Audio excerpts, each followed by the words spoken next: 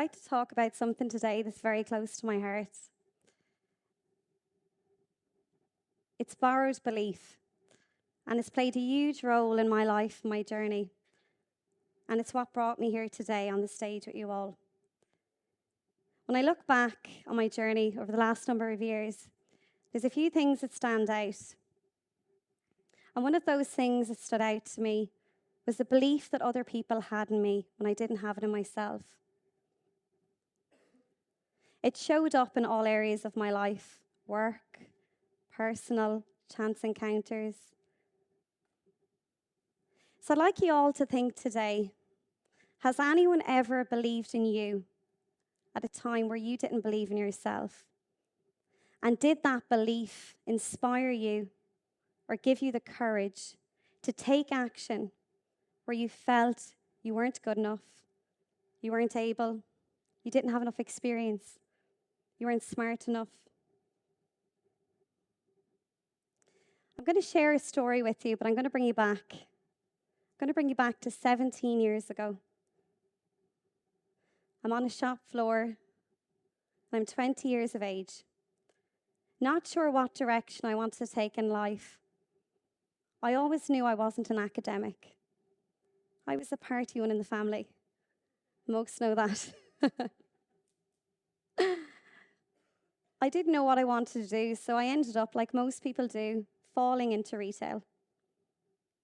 At that time, I didn't know what I was going to do with my life. I just knew I wanted to work and I wanted money. So I found myself working in retail. What happened there really changed the trajectory to my life and my career. You see, when I started in that retailer, there was one lady who believed in me when I didn't believe in myself, and her name was Patricia. When I met Patricia, she had warmth, kindness, and compassion that I'd never come across.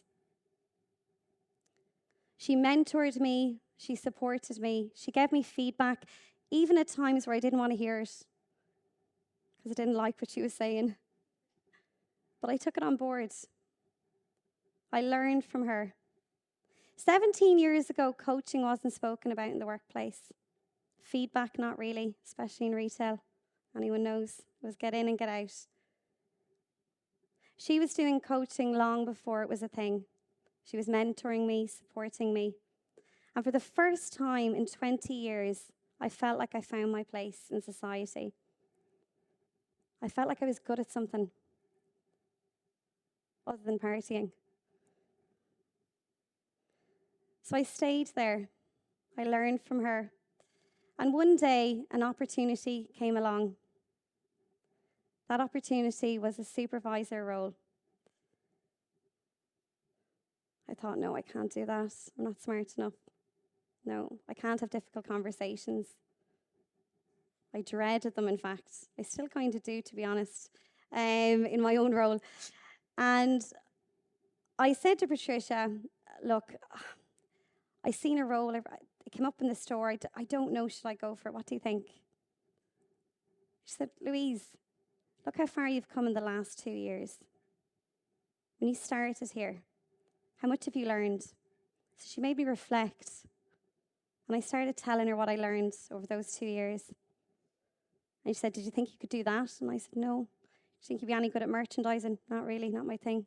But I am good now, though. That conversation I had with her gave me the belief to apply for the role. That role 17 years ago that I took. I took the role, and it led me on to a career in an industry I absolutely love, because two of my favourite things, people and talking a lot, which I like to do also. Patricia was one of those people that I will never forget at the beginning of my career. I was a young mum, 20, working full-time. I'm now going to bring you to the next part of my career. I moved out of Galway with my son, 6 years of age. Spring chicken at 26. Off I took. New house, new place, new school for my son. And I got the itch. I got the itch to go to college. In that retailer, I was doing a lot of training without realizing it. And I seen a course in human resource management. And I thought to myself, I wonder will I go for it? But that fear crept in again, the uncertainty of not knowing would I be able to juggle it all, not knowing would I be any good at it, not knowing could I do it, not knowing would I fit into the academic world. You see, you wouldn't see me reading a book very often. And I thought in order to be in college, you needed to be that type of person. I was more of a learn by doing person. So I didn't think I fitted in. I talked to some of my friends and family, and they all encouraged me. They all said, you're well able, Louise. Go for it. What's the worst that can happen? So as I was applying for it, I was revisiting their words, the belief they had in me. And they reminded me of that time in Next, that I went for that supervisor role and where it had led me to that point. It led me on to great things, the happiest times. So I said, I'm going to go for it. So I went for it. Difficult. I never knew what academic writing was. Didn't see a purpose of it in the workplace. But I still went and done it. It was one of the proudest moments that I ever had in my life. But if I had let the fear that was there at that time hold me back, if I let the fear of that time with the supervisor role hold me back, I wouldn't be here today.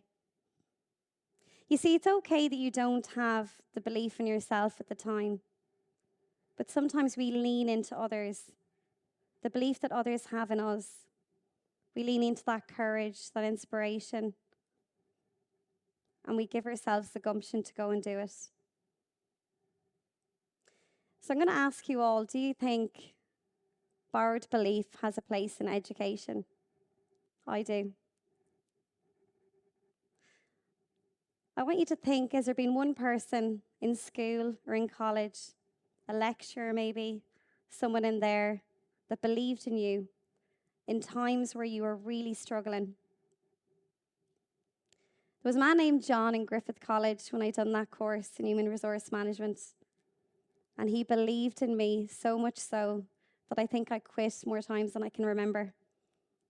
I don't want to do that assignment. I'm not doing it. I have important things to do.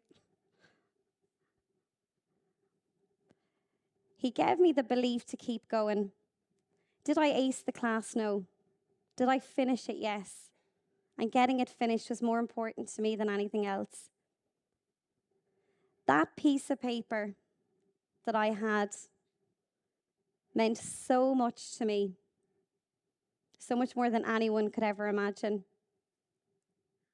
It's my proudest moment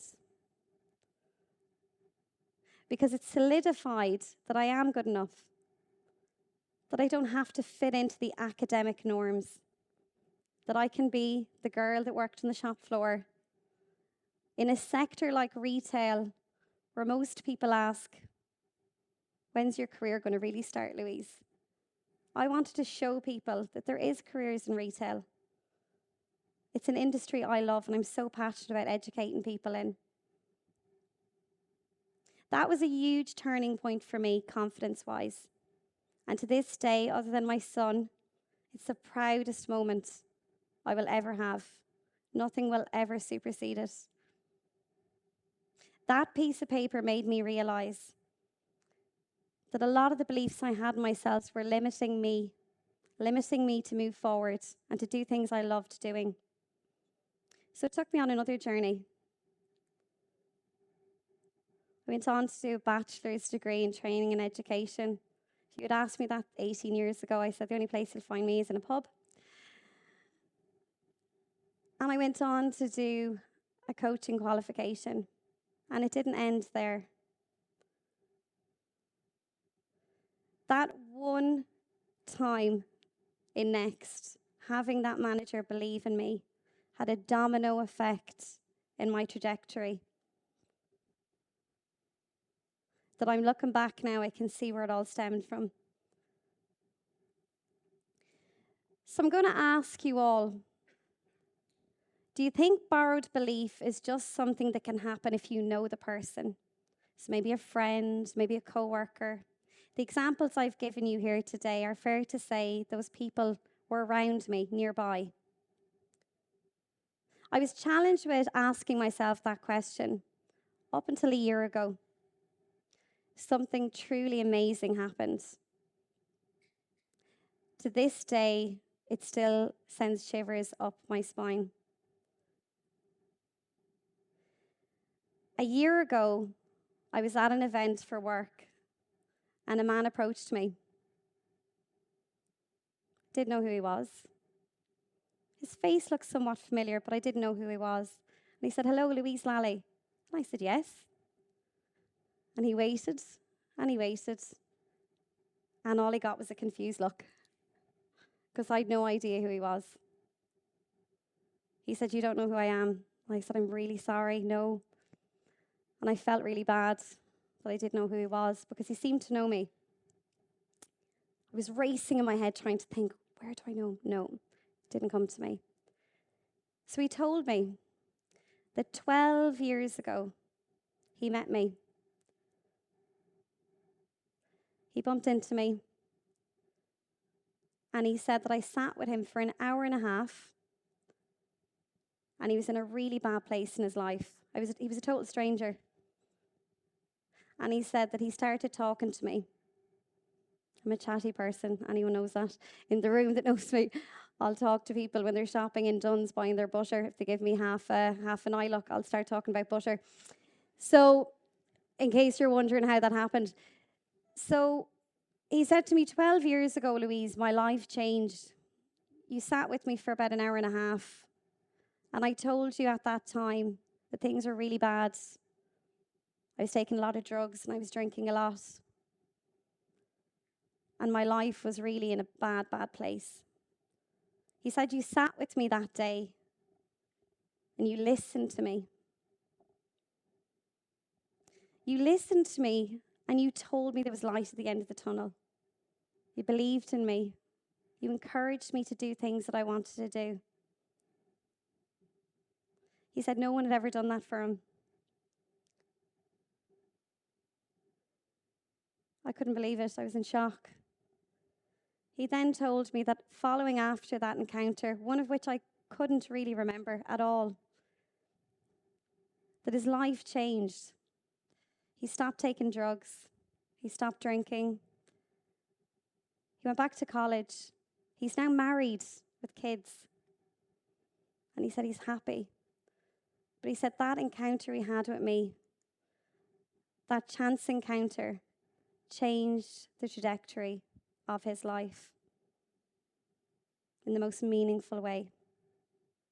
So I want you to all think today, the conversations we have with people, we mightn't always realize where they actually go or how they impact them or how it changes their lives. I certainly didn't know until he approached me.